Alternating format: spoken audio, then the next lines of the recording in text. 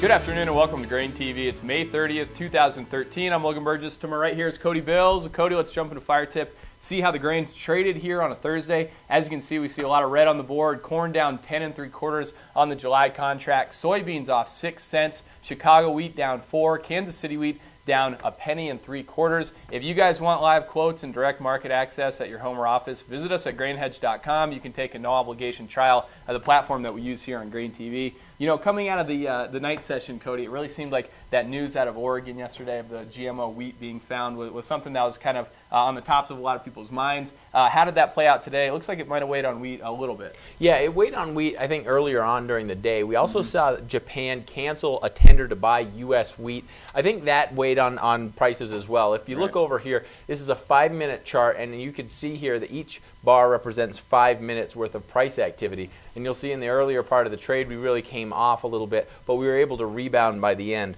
Really what I think the reason for that is I think for the most part, people are viewing this as most likely an isolated event. The USDA said that there's no evidence to suggest, at least at this point during the investigation, there's no evidence to suggest that this GMO wheat trait has made it to the commercial markets. If we find out that it has made it to the commercial markets, I think that we will definitely see a more violent price movement to the downside. The bottom line here is that China, the Philippines, Japan, they're all going to be paying very close attention to the investigation here and the results. But I think for the most part, people are viewing this as most likely an isolated event. Yeah, certainly. If we take a look here at corn, you know, Cody, we did see corn the leader to the downside today, looking at old crop grain prices down 10 3/4 there. The big news for the corn market today was the ethanol numbers that came out. And if we take a look here at the slide that we've been charting here throughout the marketing year, you can see that today's number, 863,000 barrels per day reported. That was down 12,000 barrels per day from last week's marketing year high. So certainly another strong number there. And really what's been supporting that is the ethanol crush margin. If we take a look here at that slide, last week throughout Iowa, it averaged $1.89 per bushel. And you can see here that really driving this strong production over the last several weeks has been a crush margin, which has really picked up. Certainly helped out by those March 1st quarterly grain stocks, which really took a lot out of the corn market. But bottom line, if we turn back here to our model, we still expect the USDA expectation to not be met, I guess, to rephrase that a little bit better. We're looking for about 100 million bushels less corn going to ethanol than what the USDA is expecting.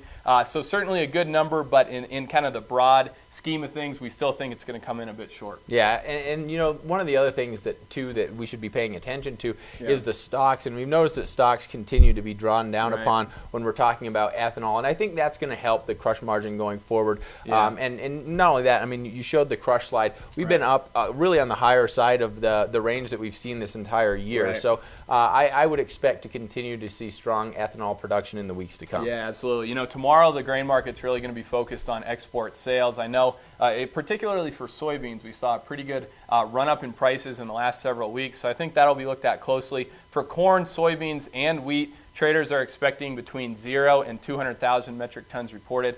So we'll certainly keep you posted on that tomorrow morning. But, you know, I think this is going to be kind of an important export sales to watch, or export sales report to watch, particularly for soybeans. Yeah, absolutely. I think that soybeans in particular will be watched a little bit closer. You know, we rallied all last week, and a lot of it was on the premise that we had a strike in Argentina, the possibility that sales get pushed onto U.S. books. This week's report is going to report last week's sales, and I think if we don't see any kind of sales there, if it comes out on the low side of analyst expectations, or if it misses analyst expectations completely, say we got cancellations, I think we really could see some life pulled out of the bean market. Yeah, absolutely. And just to clarify there, those are old crop sales expectations, so between 0 and 200,000 metric tons on the old crop. But like I said, we'll keep you posted on that here on GrainTV and on Twitter. You can find us over there at GrainTV. In general, though, that wraps up what we saw here today in the grain market. Thanks a lot for joining us. Visit us tomorrow for the export sales report.